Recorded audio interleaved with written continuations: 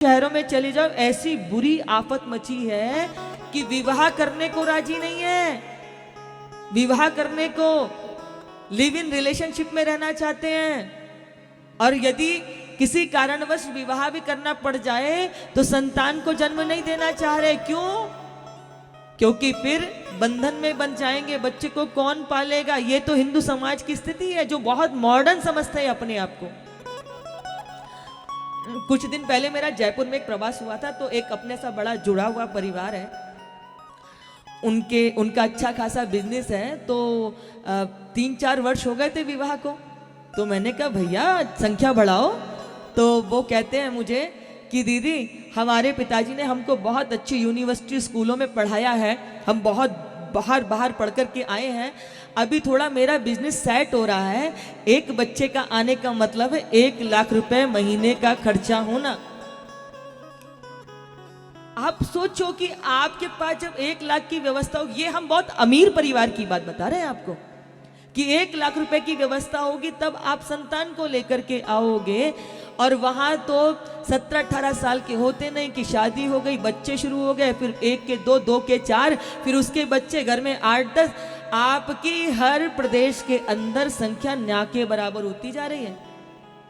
पहले हमारे घरों में भी तो 5-7 बच्चे होते थे, हम तो स्वयं 5 भाई बहन रहे, अब तो सन्यासी हो गए, सारा विश्व हमारा घर है।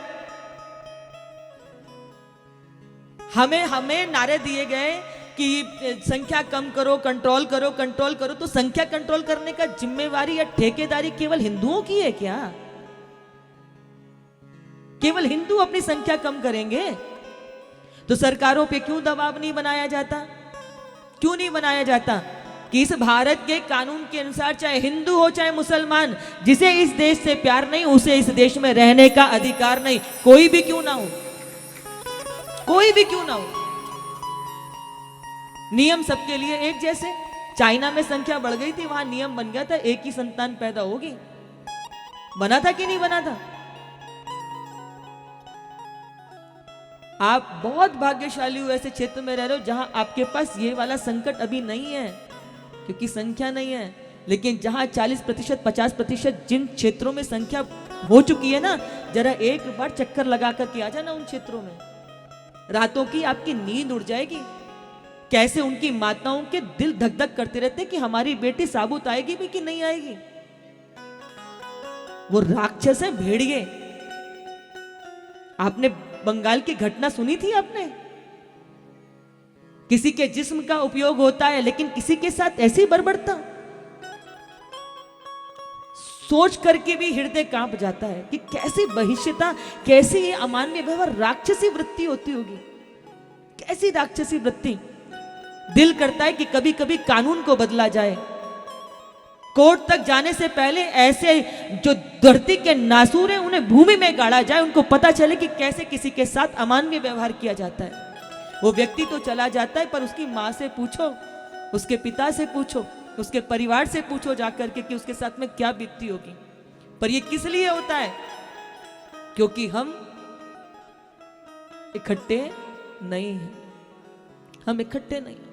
हमारे में बहुत जातियों का संकट है, बहुत ज्यादा, बहुत जातियों का संकट है।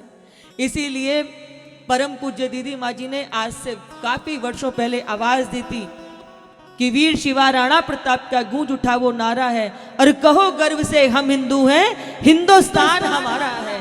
अपने आप को जब तक आप हिंदू नहीं मानोगे, आपके साथ ऐसा ही अमानवीय व्यवहार होता रहेगा। अब ये आपके अंदर ही थोड़ी है, उनके मध्य में भी आप जाओ, उनके अंदर भी जाति में जातियां हैं, लेकिन आपको उनकी जातियां आज तक पता है क्या? पता है क्या? उनमें भी ये बड़ा है ये छोटा है, फिर उसमें भी ये बड़ा है छोटा है, ये बड़ा है वो छोटा है, उनका नहीं पता। पर अभी आप देखो जो बाहर ये आजकल लड़ाइयां चल रही हैं, ये किसकी चल रही हैं? उनकी आपस में तो चल रही हैं। वो कभी शांति से नहीं रह सकते, वो कभी नहीं रह सकते।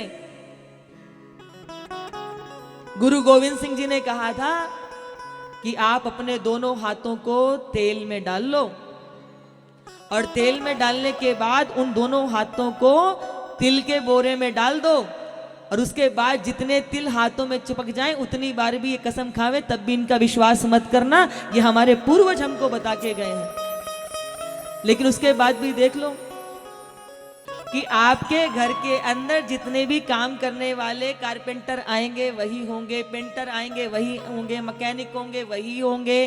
पहले जितना भी ट्रांसपोर्टेशन का काम होता था वो कौन करते थे? पहले सारे ट्रांसपोर्टेशन का काम सारा सिक्कों के हाथ में होता था। अभी क्या हुआ कि उनके यहाँ तो संतानें हैं, वो कोई कॉलेज और यूनिवर्सिटी में पढ़ने नहीं भेजते। बहुत इक्के दुक्के कोई जो सक्षम परिवार हैं या जिनमें बुद्धि है वो वहाँ भेजते हैं।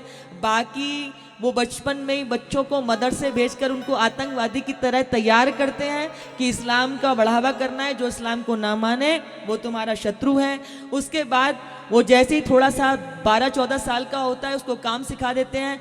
वो काम सीख करके रोज 1000-2000 रुपए कमा करके लेके आता है। उसको आपकी सरकारी नौकरी की जरूरत नहीं है, उसको आप वोट डालने का अधिकार देवे ना देवे उसकी उसको जरूरत नहीं है। पर हमारे यहाँ क्या है, हमारे यहाँ एक बेटी एक बेटा होगा, ठीक है। अब हमारे यहाँ बेटा हुआ तो हमें लगेगा भैया इसे राजकुमार बना दो, कलेक्टर बनाओ, IAS यही बने। जितने भी MBA करने वाले, BTech करने वाले, BBA करने वाले, BSc करने वाले, अधिकांश आपकी संतानें मिलेंगी, पढ़ लेंगी, फिर नौकरियों के लिए इधर उधर धक्के खा रहे होंगे।